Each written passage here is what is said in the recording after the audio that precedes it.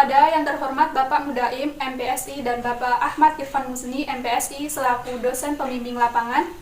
Semoga Pak Mudaim dan Pak Irfan serta keluarganya diberikan kesehatan, keberkahan umur, dan dilindungi oleh Allah Subhanahu wa Ta'ala. Amin ya Rabbal Alamin.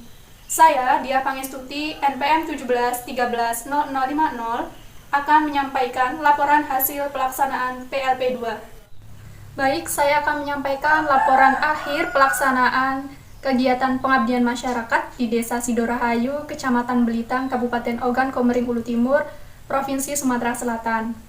Jadi saya satu kelompok berjumlah 4 orang. Saya sendiri Dia Pangestuti dari Pendidikan Bimbingan dan Konseling, kemudian Ana Mutakim dari Pendidikan Sejarah, kemudian Dian Pertiwi dari Pendidikan Sejarah, dan Indah Larasati dari Pendidikan Bahasa Inggris. Kami memilih Desa Sidorahayu karena yang pertama, tempatnya atau desanya sangat strategis, kemudian yang kedua, organisasi-organisasi di desanya sangat aktif.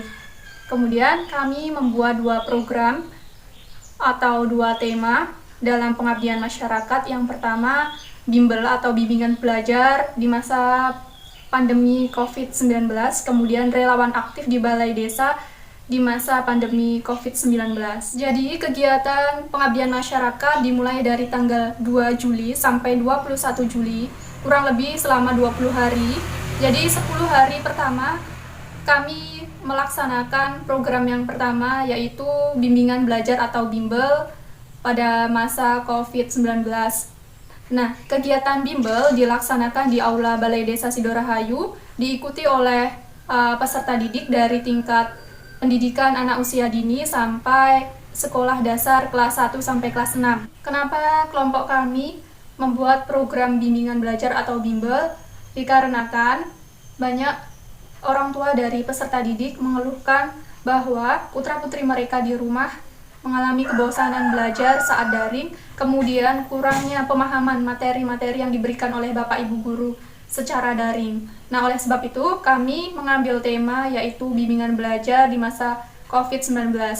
Jadi materi yang kami berikan sesuai dengan kebutuhan peserta didik atau sesuai dengan tingkatan peserta didik. Misalkan kelas 1 dan kelas 2 dipegang oleh satu pembimbing, misalkan saya, kemudian kelas 3 dan 4 yang lainnya, seperti itu. Peserta bimbingan belajar sangat antusias mengikuti bimbel yang kami berikan.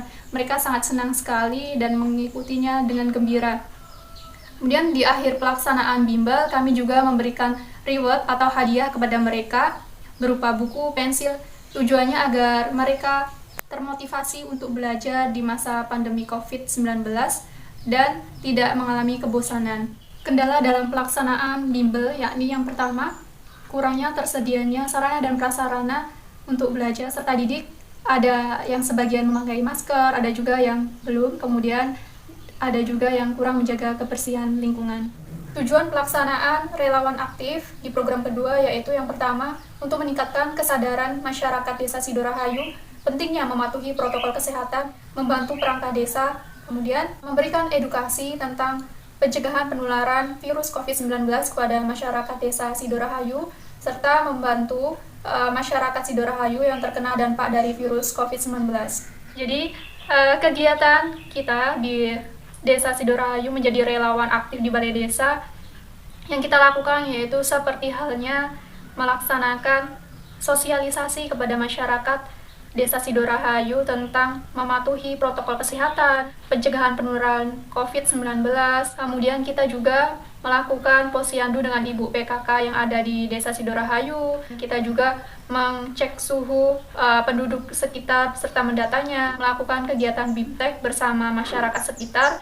Yang terakhir kita melaksanakan bakti sosial, yaitu untuk membantu masyarakat sekitar yang terkena dampak dari adanya virus COVID-19 ini. Kita juga melakukan pemasangan poster-poster di tempat tertentu seperti pasar, kemudian di dekat masjid, sekolahan, balai desa, kemudian di puskesmas, di pinggir-pinggir jalan untuk meningkatkan kesadaran kepada masyarakat pentingnya mematuhi protokol kesehatan seperti memakai masker saat keluar rumah, kemudian mencuci tangan dan memakai hand sanitizer. Jadi kendala yang kami hadapi saat melakukan relawan aktif di balai desa yaitu kurangnya ketersediaan air di tempat-tempat umum seperti balai desa, kemudian di pasar, dan juga banyak sekali masyarakat yang kurang mematuhi protokol kesehatan seperti kurangnya memakai masker, kemudian menjaga jarak. Di pasar sangat banyak sekali masyarakat yang tidak mematuhi protokol tersebut.